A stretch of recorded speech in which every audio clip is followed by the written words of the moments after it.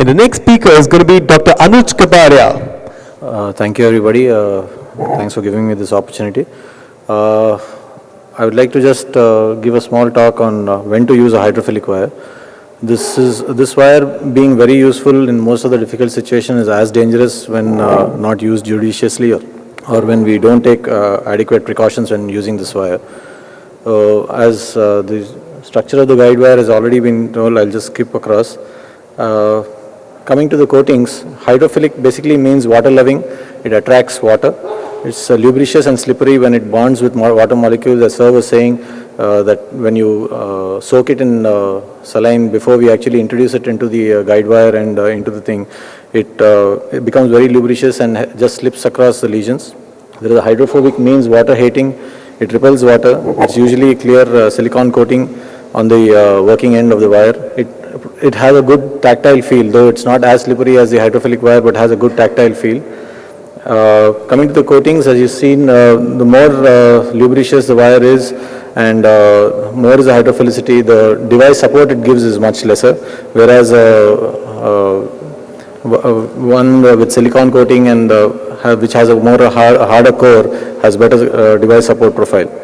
And coming to the lubricity, as the lubricity increases, the hydrophilic coating is better, whereas as the hydrophilic coating increases, the tactile feel of the wire is lesser. So that's the reason when we actually use more hydrophilic wires, we may actually not feel the wire well, and actually we may end up in a lot of dissections and perforations that occur. It is extremely important that we see to it that when we are using a wire, we have crossed the lesion and then we are going around to actually take in a balloon, or we just turn around to actually the table to take the balloon or the stents. We should ask our nurse assistant or our colleague who is assisting us to actually keep the wire held, because generally it keeps getting sucked inside and that's when all these dissections and all occur.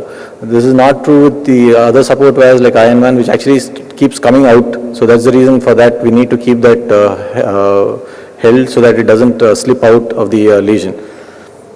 The examples of hydrophilic wires, the most commonly used is the Whisper wire, Fielder FC, the Pilot series. And the others are the Cougar and Zinger by Medtronic, Thunder and Persuader series, and the Run Through. The most common being Whisper wire, which has a tip load of almost 0.8 grams.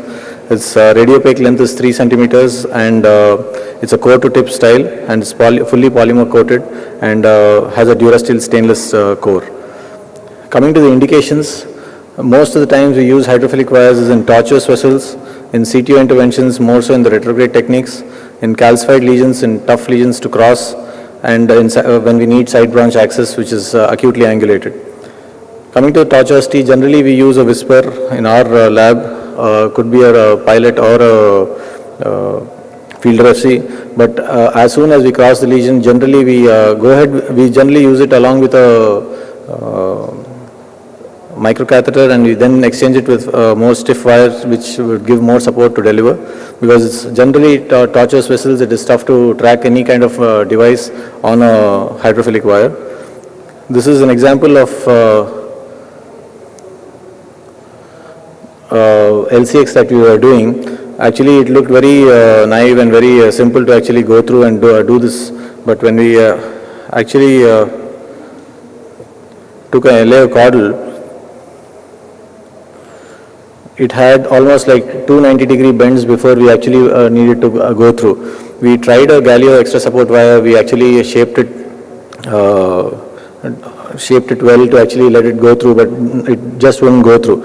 After the LMCA, it would cross into the LCX up to the proximal part and then would jump out and not actually go through. That's when we actually used a Whisper along with a Corsair microcatheter and pushed it into the OM, which we actually wanted to angioplasty, and then exchanged it with a Galio extra support. Galio extra support also did not go in. Then we used Ironman, which we could track a balloon, but then the stent wouldn't go in. So then we actually used a Roadrunner along with an Ironman to actually deliver the stent. So we had 2 wires there on which we could deliver the stent, and this was the final result which we achieved. But basically, if it was not for an hydrophilic wire in this case, it would have been very tough for us to actually cross the lesion. And that being the initial part of the angioplasty, it was extremely helpful to actually go through. Saying this, it is extremely important in this kind of situation, especially with so many tortuosities, that we be very careful in manipulating the wire, because in these kind of circumstances, the chances of dissections and perforations is extremely high. Now, coming to CTO interventions, generally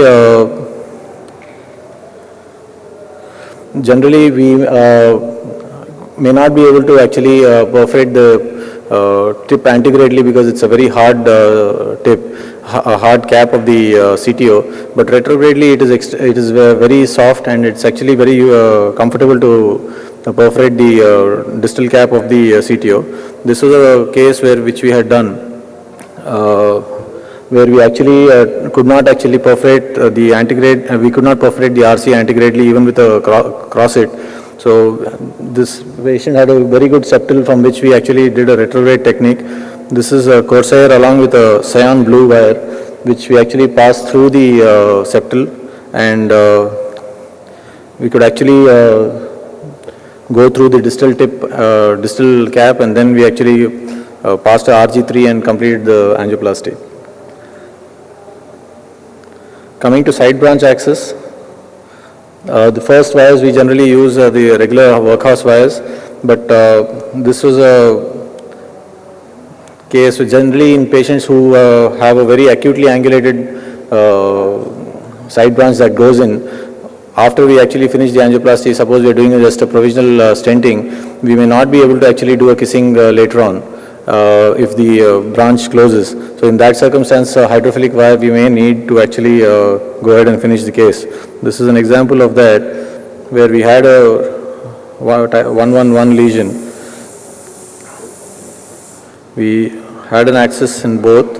We accessed both with two regular workhorse wires. Finished the angioplasty. After the angioplasty, tried to exchange it with we thought we should balloon the thing. We tried to rewire it, but once we came out with that, we couldn't rewire, and the artery closed, the side branch closed. That's when we actually took in a whisper. We could cross the whisper with the thing. I don't have the sinew of the crossing exactly, but after we did the thing, we actually could go ahead and finish a kissing balloon, and we had a fairly good result, though the ostium of the vessel was diseased. There were financial issues, so we couldn't actually do a two-stent technique in this situation. I would like to show another case here for a side branch access. This was a post bypass patient which we had to actually angioplasty the LCX-OM, and nothing would actually go through. We tried the Galio, we tried the BMW, but nothing was going through. There was a stent already there. There was a stent which had restenosed, and there was a large OM that was actually there, which we were not able to cross with a whisper or with a Galio or a BMW. So in that circumstance, when we couldn't do that, we took a whisper. I'm sorry about the image, it's not very clear, but with a whisper we could very easily cross the OM. You can see that we just went through, and we could finish the procedure. We finished the bifurcation stenting after that.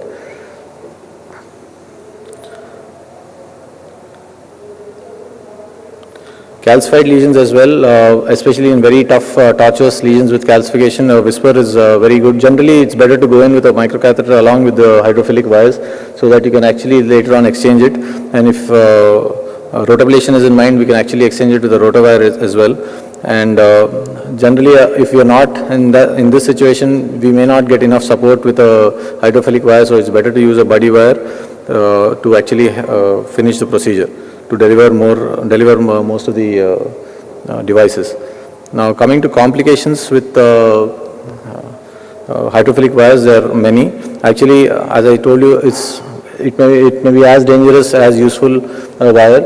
It may cause a lot of vasospasm, accordion effect, dissections, perforations, wire fractures, emboli, and entrapment.